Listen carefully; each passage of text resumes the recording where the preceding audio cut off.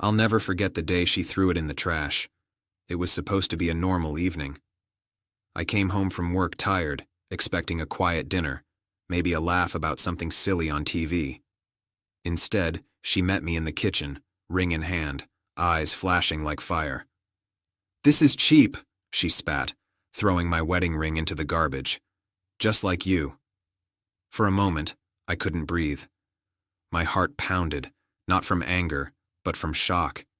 My wife, the woman I had trusted for years, the woman I had shared my life with, had just trashed a symbol of everything we had built together. And worse, she had called me cheap.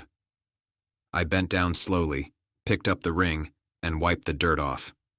I didn't say a word. She smiled, cruelly, like she had won. Then she walked past me, flinging her coat on the couch, and said, "I'm going out tonight. Don't wait up." I watched her leave. I didn't panic. I didn't scream.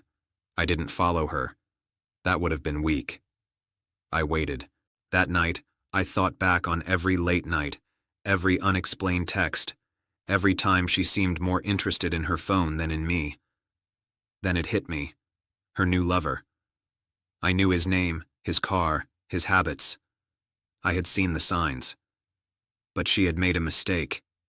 She underestimated me. The next morning I called my lawyer. I filed papers quietly. I made sure the prenup, the accounts, the house, everything was protected. Then I started collecting evidence. Photos, messages, receipts, timestamps. She thought she was being careful. She wasn't. Weeks passed. She continued her affair, confident, laughing, flaunting what she thought she could get away with. Then came the night of her so-called victory. She invited him to the house while I was out. They were celebrating, laughing at our life, making plans, thinking I was clueless. I returned early, unannounced, quiet, calm. They froze, her eyes wide, his smug grin faltering. I didn't yell, I didn't attack. I walked to the kitchen, took a glass of water, and set it down.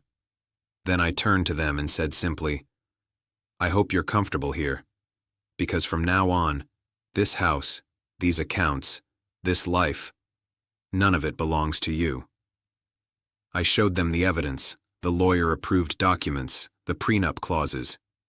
Every illegal transfer, every hidden message, every lie, all there. The shock in their faces was intoxicating. Then I uploaded everything to a secure portal, shared with friends, family, and anyone she had bragged to about her freedom. Her social media posts, her proud pictures, they all came back to haunt her. She couldn't deny it. She couldn't spin it. She had thrown away her life like she threw away that ring. Her lover vanished within days. He blocked her, ran from the chaos. She tried to negotiate, to beg, to manipulate, but the law and the truth were on my side. Weeks later, she was living in a tiny apartment, working overtime to pay bills she never thought she'd face. She called me once, voice trembling. "Why did you do this?" I smiled quietly. "You did it to yourself." "The ring?" I kept it. Cleaned, polished, sitting in a box labeled "Lessons Learned." Sometimes revenge isn't loud. It's precise, cold, calculated. And sometimes it's brutal enough that the person who thought they had won realizes, too late, that betrayal always comes with a price. She threw my ring in the trash. I threw her life into the truth. And that was the difference between us.